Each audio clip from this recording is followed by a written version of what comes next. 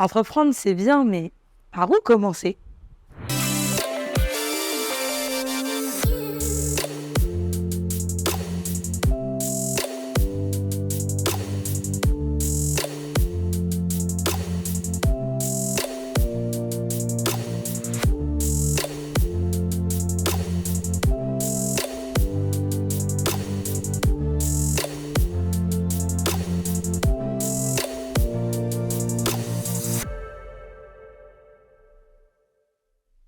Je m'appelle Isabelle et je suis coach, mais également formatrice en entrepreneuriat et leadership.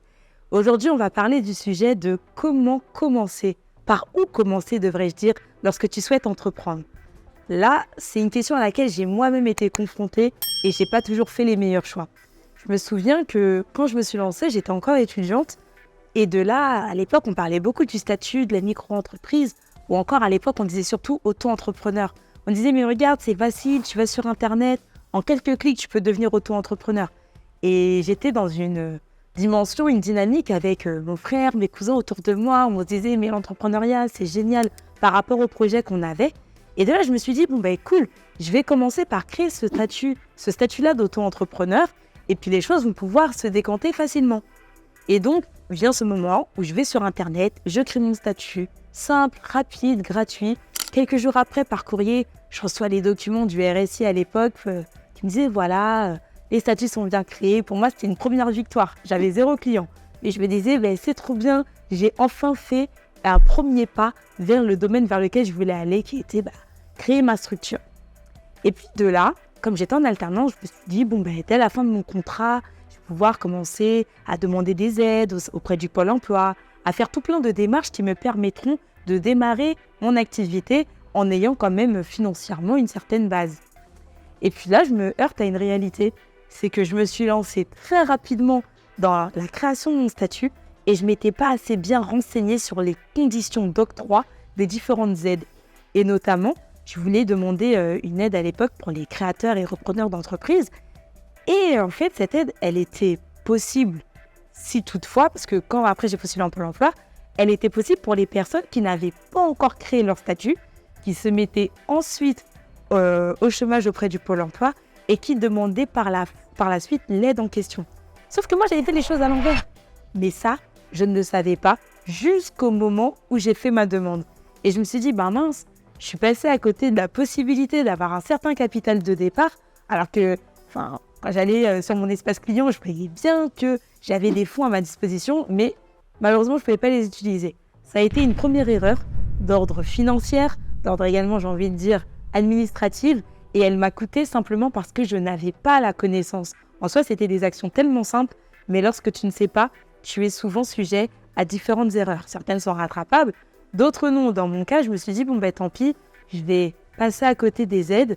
J'ai quand même pu bénéficier de l'acte qui était une remise sur les charges que je devais auprès de l'URSSAF. Mais je me suis dit, c'est dommage de ne pas pouvoir toucher mes indemnités. Mais ça a été un mal pour un bien, parce que ça m'a poussé à me dire, là, je ne vais pas avoir de source de revenus, donc il faut que j'en crée des nouvelles. Et j'ai cherché des astuces. J'ai évidemment commencé à chercher des clients partout, à prospecter, sachant que je me lançais dans un domaine où j'avais jamais l'habitude. Moi, j'avais été dans le cocon de la vie étudiante, commencé certaines missions en stage, en alternance, mais démarcher un client en tant que prestataire, c'était quelque chose de nouveau pour moi. Mais de là, je me suis quand même dit que optimiser mes finances, ça allait être quelque chose d'important. Et donc, j'ai commencé à regarder au niveau des banques, comment faire des parrainages. Je vais retrouver un peu des bons plans sur comment payer moins cher ton forfait, tout plein de petites choses pour lesquelles j'étais trop fière de moi. Je me suis dit, waouh, trop bien, j'ai réussi à gagner 15 € par mois sur ma facture ou toute autre réduction sur les achats que je faisais au quotidien. Alors que je suis quelqu'un pas du tout sur mes finances. Mais là, j'étais dans un passage, dans une situation de ma vie où ça devenait nécessaire. Et de là, j'ai travaillé 2 leviers. Celui de trouver des clients pour le manque à gagner au niveau des aides du Pôle emploi, mais également réduire mes dépenses tout en permettant à ce que le minimum dont j'ai besoin puisse être à ma disposition. J'ai également fait des choix de vie qui étaient simples, comme si tu as la possibilité de rester chez tes parents ou d'être hébergé, ou d'avoir un moyen en tout cas de limiter tes charges, c'est quelque chose dont tu peux essayer de profiter. Ça a été mon cas. Et de là, j'ai commencé à me poser la question et me dire, mais en fait, quand tu veux te lancer dans un projet, comme celui-ci où tu es indépendant, j'avais pas d'associé, les finances, c'est le premier point. Ça peut être un point bloquant même pour certains de se dire « je ne me lance pas parce que je n'ai pas de finances au moment T et je sais encore moins combien je vais générer dans les 6 prochains mois ou alors les 3 prochaines années. » Alors que lorsque tu regardes le business plan, généralement, c'est ce qu'on te demande. Ok, quel est ton modèle économique? Quels sont les revenus espérés dans les 6 prochains mois ou alors dans les 3 prochaines années et quelles vont être tes dépenses? Et de là, je me suis dit, ok, j'ai commencé au niveau de mes finances personnelles à évaluer ce qui était important pour moi pour ensuite investir dans mon entreprise. Et puis par la suite, j'ai identifié quelles étaient mes charges en étant à mon compte. Sachant que sous le statut de la micro-entreprise, il n'y avait pas de charges déductibles. Donc je devais bien manager mes ressources pour ne pas me retrouver à me dire finalement, ok, je fais du chiffre d'affaires, mais je suis imposé sur mon chiffre d'affaires et non mon résultat. Ça devenait, même d'un point de vue comptable, un peu compliqué si tu n'es pas dans le domaine. Mais je me suis renseignée. J'ai cherché pendant longtemps. J'ai épluché tous les sites possibles pour acquérir une certaine connaissance qui me permet, 6 ans après, de me dire « Ok, je sais que tel choix est adapté à ma situation parce que je vais obtenir tel bénéfice. Ou alors, je vais finalement être éligible à telle aide ou telle autre. » Mais tout ça, lorsque tu ne le sais pas et que tu débutes, je sais que ça peut être une montagne, ça peut être un frein et même une pression, car je sais que beaucoup vont se considérer comme phobiques administratifs, c'est de se dire « Ah non, dès qu'il faut faire des démarches, c'est bon, je lâche l'affaire, je ne demande pas. » J'avais une amie quand elle s'est lancée comme moi en freelance, dès lors que je lui ai dit « Mais tu sais, avec le Pôle emploi, tu peux bénéficier de l'ACRE. » Elle m'a dit « Ah non, il faut envoyer des documents, j'ai pas envie, c'est trop de temps. » Je lui disais « Mais ça prend 5 minutes, ça prend 10 minutes. » Mais la réalité, c'est qu'on n'est pas tous intéressés par les mêmes tâches au quotidien. Et de là, j'ai commencé à me dire « Et si je mettais en place une formation, quelque chose, un outil qui permettait à d'autres personnes de se lancer plus sereinement. » Et j'ai commencé à établir un prévisionnel financier sur Excel, de me dire, ok, quel est le revenu que tu veux obtenir par jour, par mois, par an? Quel est ton objectif minimum, celui qui va te permettre de couvrir tes dépenses? Quel est ton objectif intermédiaire où tu te dis que tu es plutôt ok avec les revenus que tu génères, quand je parle de revenus, ça va être les revenus personnels, mais aussi le chiffre d'affaires que va réaliser ton entreprise. Tout ça, je le détaille bien. Et quels sont finalement les investissements que tu vas pouvoir opérer, tant au niveau de ta société qu'au niveau de tes finances personnelles.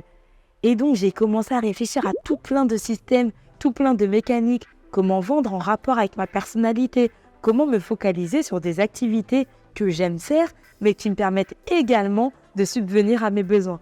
Et ce travail, il ne s'est pas fait d'un coup, il s'est fait en plusieurs années, je dirais. Il m'a fallu les 2-3 premières années pour vraiment bien identifier les axes qui étaient importants pour moi, les outils qui pouvaient m'être utiles et qui étaient simples à utiliser auprès d'autres personnes. Et c'est de là que j'ai eu l'idée de lancer ce que j'appelle le Starter Pack du freelance. Pourquoi freelance? Parce que c'est ce par quoi j'ai commencé lorsque je me suis mis dans le consulting auprès d'agences médias ou d'annonceurs ou même d'autres types de clients B2B et que je me suis dit, je vais vendre des prestations de services, je vais évaluer le temps que j'alloue à ces prestations, les revenus que ça va pouvoir me générer, mais surtout l'envie qu'il y a derrière, quelle est ma motivation à le faire, qu'est-ce que je peux apprendre et mettre ensuite au service de ma propre entreprise via des produits ou des services que je vais proposer. Et de là, j'ai établi ce starter pack du freelance parce que ce sont tous les outils que j'aurais aimé avoir lorsque j'ai commencé, mais qui sont aujourd'hui à ma disposition au quotidien et que je veux partager à d'autres. Si tu es intéressé pour en savoir plus, je t'invite à prendre rendez-vous dans mon agenda qui se trouve dans la barre de description, mais également à consulter le programme détaillé de la formation. Cela te permettra de voir peut-être qu'il y a des éléments que tu as déjà mis en place, mais d'autres qui te manquent et pour lesquels tu aimerais te former. N'hésite pas à me contacter et à me dire en commentaire quel est ce dont tu aurais besoin toi aujourd'hui pour te lancer sereinement et être accompagné dans ton projet de création d'entreprise. Je te dis à très bientôt.